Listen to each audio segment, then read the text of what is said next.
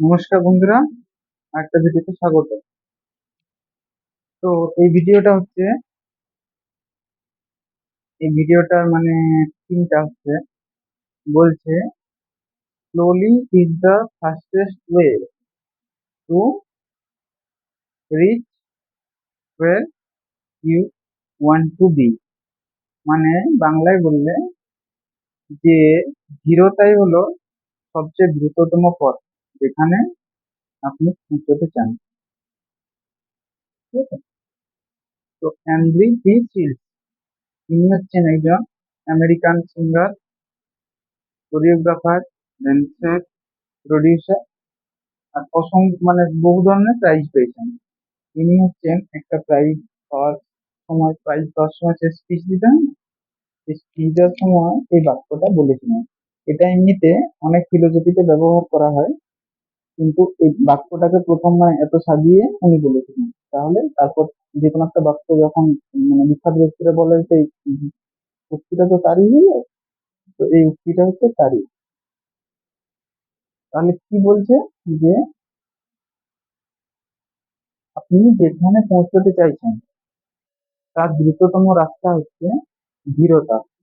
ধীরতা মানে হচ্ছে স্লো। আমরা কি ভাবি যে কোনো কাজ হয়তো খুব তাড়াতাড়ি করবো, তাহলে তাড়াতাড়ি শেষ হয়ে যাবে। আর আমরা যে জায়গাটা আমরা পৌঁছাতে চাইছি সেই জায়গাটায় পৌঁছে যাবো। এরকমই তো হয় যে একটা বইকে 7 দিনে শেষ করে দেবো, তাহলে আর পড়তে হবে না। কিন্তু মানে মেন জিনিসটা কি এখানে, মানে এখানে এই সাইকোলজিটা হচ্ছে যখনই আমরা কোনো জিনিস খুব তাড়াতাড়ি করি, হ্যাঁ, তখন ব্রেনটা কিভাবে কাজ করছে। ব্রেন কনসাস মানে ব্রেনের সেই যে তিনটে ভাগ আছে, কনসাস, সাবকনসাস আর সাবকনসাস বা সরি কনসাস, সাবকনসাস আর আনকনসাস। এই যেটা সাবকনসাস, এটা হচ্ছে তো কনসাসের নিচে থাকে। আমরা যখনই কোনো জিনিস খুব তাড়াতাড়ি করি, ব্রেন সেটাকে কনসাস মাইন্ড কি করবে, ফলে সেটাই সাবকনসাস মাইন্ডে যাওয়ার চান্স পাচ্ছে না। এবং মাথাও যখন কাজটা করছে সে উপর উপর করে দিচ্ছে, কিন্তু তার ভেতরে আর ঢুকছে না। ফলে সে ভাবার কিন্তু চান্স পাচ্ছে না। তাহলে হচ্ছে এটা তো শুধু মানে ভাবনার ব্যাপারে গেল, এমনকি যে কোনো কাজেই যে হচ্ছে slowly is the fastest way to reach where you want to be. মানে আমরা যে কোনো জায়গায় পৌঁছতে চাই, আমাদেরকে ছোট ছোট স্টেপে এগিয়ে যেতে হবে। আমরা যদি ভাবি যে আজকেই আমরা একটা লম্বা জাম্প দিয়ে দেবো, কালকে আরেকটা লম্বা জাম্প দিয়ে দেবো, পরশু আরেকটা লম্বা জাম্প দিয়ে দেবো, দিলেই পৌঁছে যাব, এটা কিন্তু হবে না। প্রথম কথাতে এটা হলো একটা মাথার ব্যাপার হলো।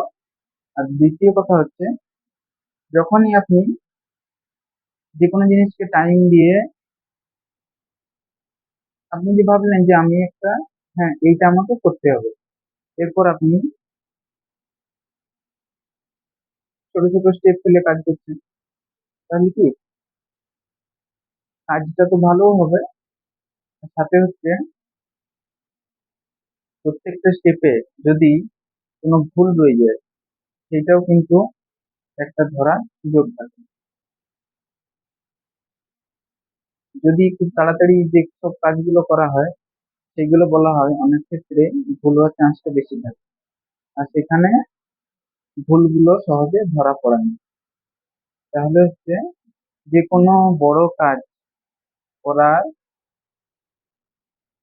উপায় হচ্ছে ধীরে ধীরে করা। এটা যে কোনো পরীক্ষার ক্ষেত্রেও প্রযোজ্য। কোনো বড় কোনো মিশনে আপনি নিজেকে মানে কোনো একটা লক্ষ্য আছে আপনার যে আমি এটা করতে চাই, সেটার ক্ষেত্রে প্রযোজ্য।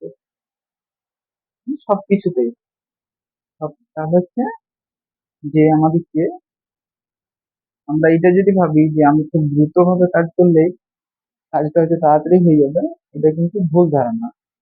কাজটা সবচেয়ে তাড়াতাড়ি হবে যদি ধীর ভাবে করা হয়, ধীর স্থির ভাবে, স্লোলি।